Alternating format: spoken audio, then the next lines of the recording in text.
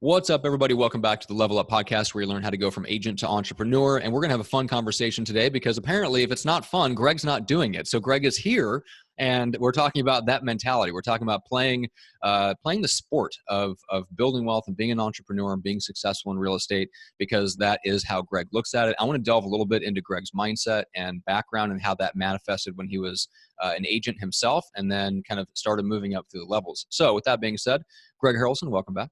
All right, man. Hey, this is going to be, like you said, it's going to be a fun conversation, and it'll be a really interesting conversation to have. I don't know that I've had this in an open forum like a podcast before. So who knows where it'll go? But I will say, this conversation has a significant impact on my business, my career, and I also believe the people that are around the company. So I think that this conversation is one that is a characteristic maybe that I either was born with or I developed over time. Who knows exactly how that happened?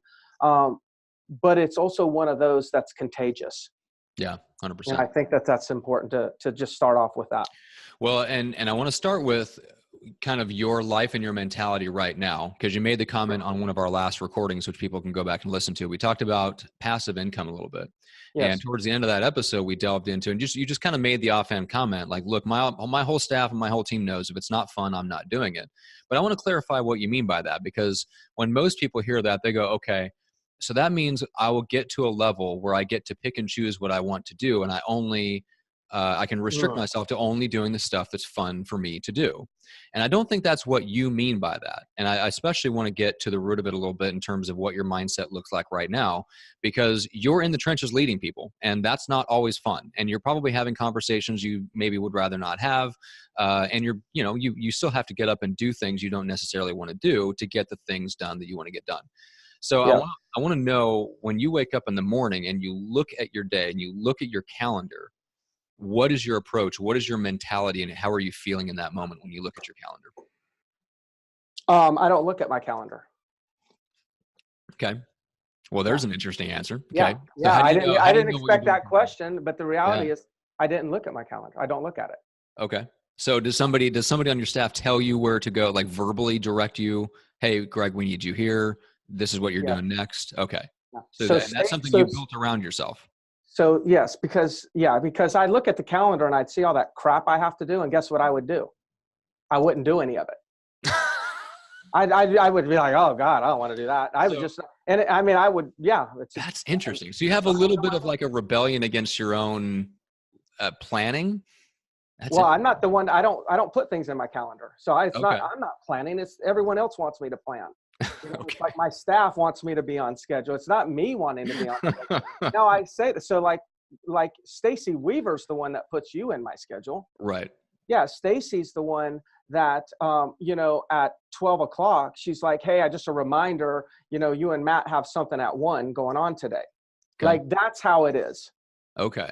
That's how it is, so no, I do not look at the calendar, but I also know. And how long has it been like that? How long ago did you build that system around yourself? Yeah. First of all, will I glimpse at the calendar every once in a while? Yeah, of course. But I do not wake up looking at the calendar. Like, the calendar does not manage me. Now, I do have somebody that does manage me, and her name's Stacy, and she's darn good at it. Right. So her job is to mess with the calendar. And I'm sure her job is not fun all the time, because if I'm only doing the things that I feel is fun, then guess what she's doing? All the things that I don't want to do because they're no fun. Right. So she's managing all that all the time.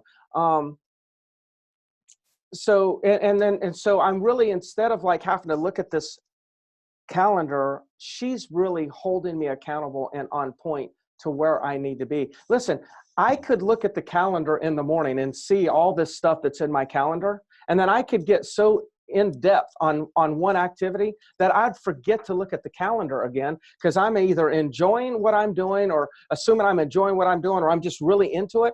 I won't even think about checking the calendar to see what time it is so I can get to my next meeting or appointment. So if I don't have her, it's really a mess. Okay.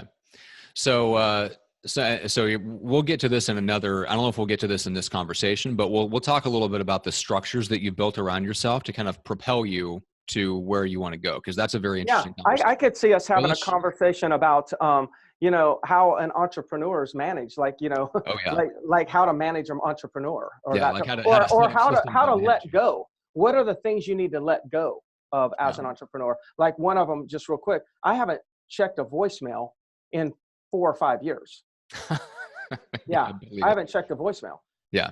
Stacy checks my voicemail 5 or 6 times. So Yep. yes, I've told all my friends, don't say anything stupid on my voicemail that you don't want Stacy to know, because I don't check voicemails. She checks every one of them.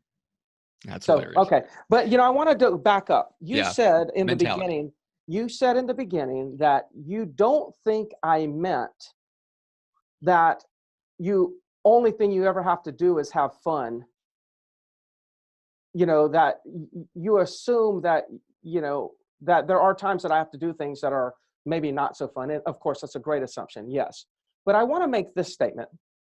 As soon as you decide to change your state of mind and choose to engage in the things that are fun, when you start looking at you do things that are fun and you don't do things that aren't fun, then that's when your breakthrough is going to begin. See, fun is not a doing. Fun is a being. Okay.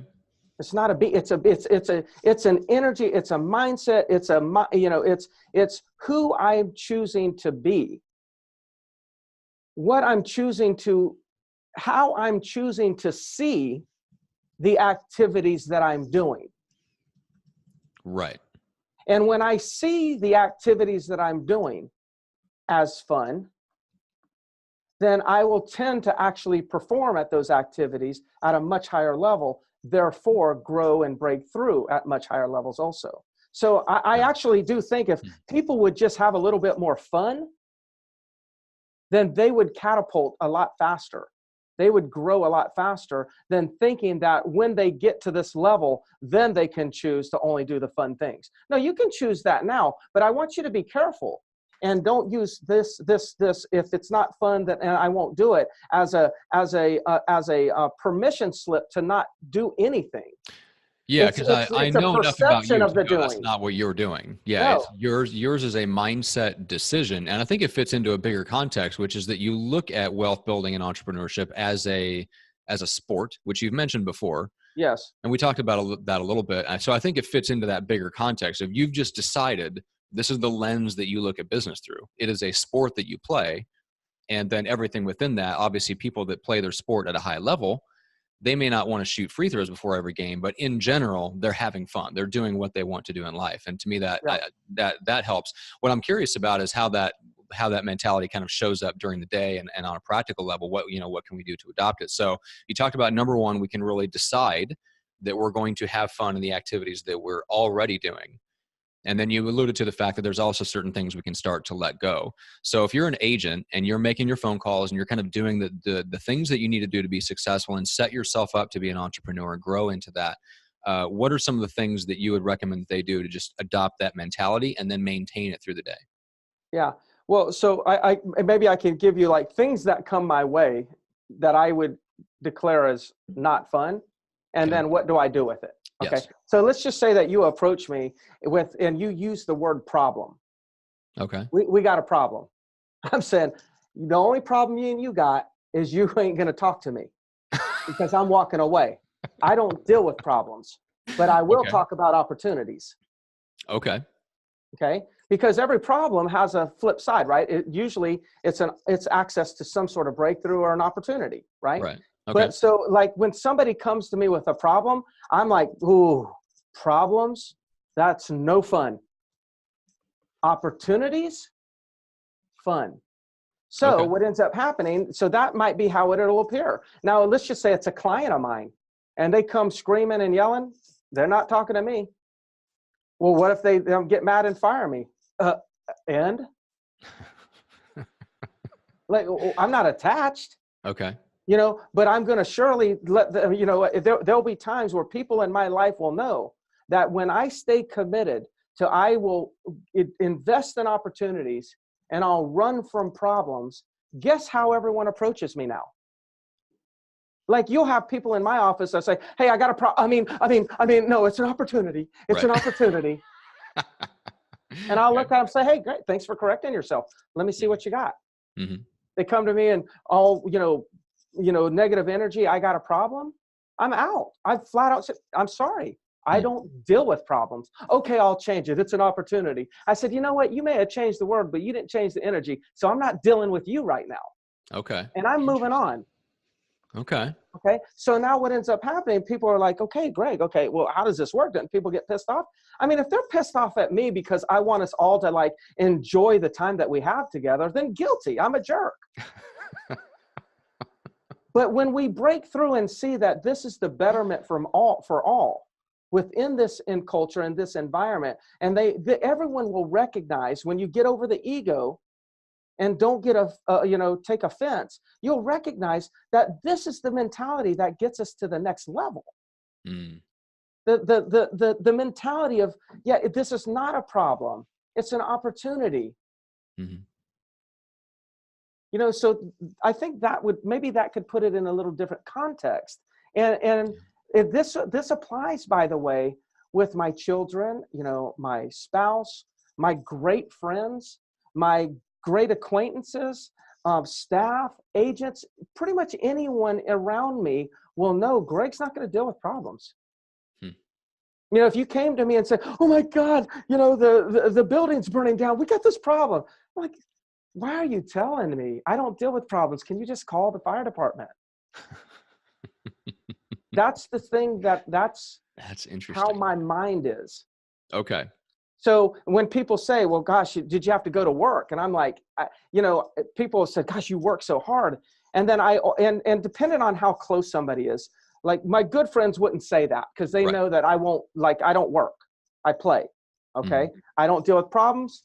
I'll invest in opportunities. I don't work. I play. I don't have a job. I have a hobby. So it's very important that you use that type of language if you want to engage me and pull me into something that you need my help with. If you use those other no words, I'm out because it's not fun for me. Okay. So you can train. Number one, you've trained yourself to look at, problems as opportunities, to see the opportunity, understand that the frustration, the negative emotion that might be attached to it is a signal that there's an opportunity or a breakthrough that's about to come. Love that. Second thing is you've trained the people around you to reinforce that and adapt themselves to your language and your outlook of how you look at it. So that's awesome. And can I stop you right there? Yes. And I trained them by being consistent. Right. I didn't train them. I trained them by being an example, not by telling them how they needed to do things. Right. Yeah. You lived it first. Yeah. It's authentic to who you are. Then it gets backed up and reinforced, and it shifts their behavior over time because it starts with you. Okay. So give me some, another example or two of just some of the things that might come at you during the day where you would reframe them or how you would handle them in the context of it being fun. Those three things: the job, the work, the problems. I think those are the big ones. It's the biggest one is when you're approached with problems. That's the biggest one. Now, besides, now we're talking, and in that conversation, we're talking about things coming at me, right? And how do I quickly, shift my mindset to turn a problem into an opportunity? Okay. But now we could also talk about, okay, what about the things that I'm engaging in? I'm going to. Those are we just talked about things that are coming to me. Yeah. So probably the more important part are the things that I'm going to. Okay. So I don't do a lot. So the things that I love to do is I love to, mentor, coach, develop agents. I love it. Like you could text me, if we're one of my agents, you text me at 10 at night, probably not awake, but if I was awake, and you text me, it's like, man, how would you handle this one conversation? I've got this negotiation. This is what they're saying. How would you handle it? I'd probably call you and we'd role play because you gifted me with the opportunity to give to you. You created a space for me to do what I enjoy doing most, which is just give to my agents and help develop them, right? Okay. So, so like most people would think like negative about that, right? This would be an interruption. I'm thinking, thank you for giving me the opportunity to give to you. Yeah. Yeah. Okay? Which makes sense. That's, you found what you love to do. Yes, And found what I love to do. now when you say you don't I do stay a in lot, that lane. So, right. okay. So when I say I don't do a lot, it's because I stay in that lane. Okay. Okay. Here's an example. I bought 2 properties yesterday. Okay. Or I contracted on 2 yesterday. Okay. Did I go see them? No, somebody else did. Will I actually call the attorney? No, somebody else will call the attorney and set that up. Will I get in order? Will I meet the inspector? No. Will I actually go to the closing? No. Will somebody deliver the paperwork to me so I can sign in my office? Yes. So you start to think about all these things. So somebody came to me and says, hey, I got an opportunity. Here's a piece of property. I'm like, I look at it and I say, do a CMA for me. They do a CMA. I'm like, yeah, I'll pay this. Then they went and negotiated it. And then I signed the contract. Now I won't do anything else on that except direct a few key players to do everything that's needed to do to close that, put it back in the market, and flip it. Okay. So I stay in my lane, which is I analyze the opportunity, I authorize the opportunity, and then I get out of that lane and go do the other things that I like to do. And everything else is taken care of. Mm-hmm. So when we start talking about this conversation really becomes a delegation conversation. Yeah. Delegating the things that I don't feel are fun to me and holding on to the things that I enjoy. Sometimes we get in conversations and you always say, which is very accurate, boy, you love to stay in the trenches because that's fun. Mm-hmm. Yeah, that's right. That's the sport. Yeah. See, when I'm not on the court and I'm in the management office, I'm managing. I don't like to manage. I like to play. I wouldn't want to be the manager. I want to be the player. Yeah. I want to be the guy dunking on somebody. So that's fun to me. Right. Which means if I'm not going to do a lot of things unless they're fun, then I've got to have the discipline and I got to get the ego out of the way and be able to delegate all the things that I don't enjoy doing. And what ends up happening is I delegate all the things that I don't enjoy doing, and I delegate them to people who are damn good at doing those things. Mm-hmm. Stacy is so good. She is so good that she makes me so mad because she reminds me I got to be somewhere in 15 minutes. Damn it, I don't want to go. You promised you were going to be there. Okay, I'll be there. If I didn't have her there, I probably wouldn't have showed up sometimes. Right? I'd be screw it. It's okay. I'm not going to show up. Not that it's really okay, but I would have justified it somehow that it's not fun, so I'm not going to go. But then she's sitting here annoying me, telling me I promised these people, and her life's going to be more miserable because they're going to be yelling at her because she promised that I'd be there. So then I go, right? Okay. So I delegate to people who are better than me at those particular tasks. Allows me to do fewer things, but do those things very well. Yeah. And that's fun. Yeah.